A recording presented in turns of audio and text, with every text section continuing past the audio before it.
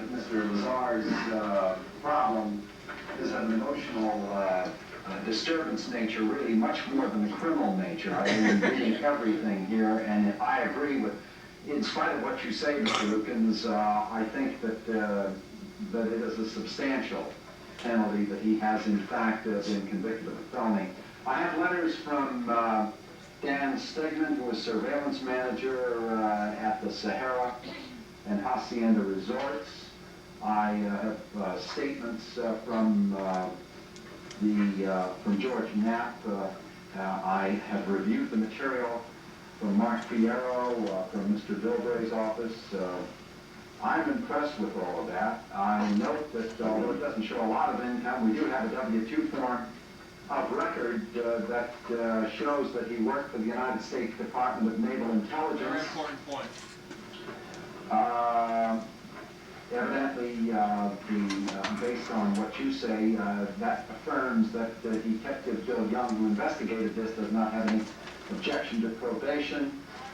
I was impressed with the letter from the defendant,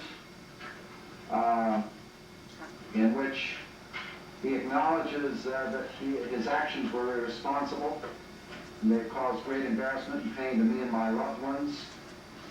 I think that all of that is appropriate to put on the record. I have a letter from Don Williams, a friend of his who is a businessman in our community. I was impressed with the fact that no police investigation was involved in this case, I guess, until he confessed on television. Major police and I also note that he is in fact listed in the Los Alamos National Laboratory telephone directory. It's obvious that it's very difficult to get information on Mr. Lazar from government sources, enormously difficult.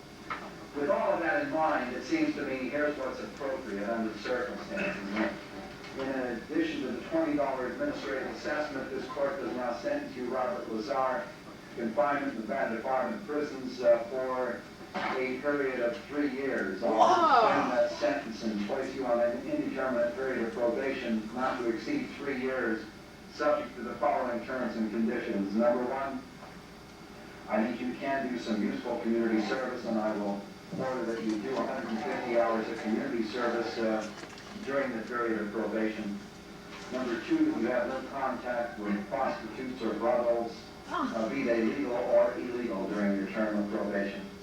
Number three, I'm going to order that you have psychotherapy once a week with a qualified psychiatrist, psychologist, or American family counselor for a period of 1 year.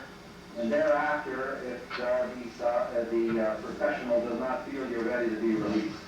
And it is my understanding that you are willing to give up your passport.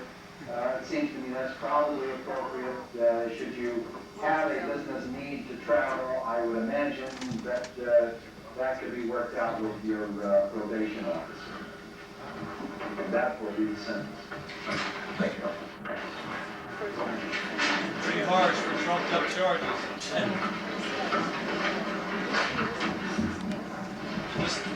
This third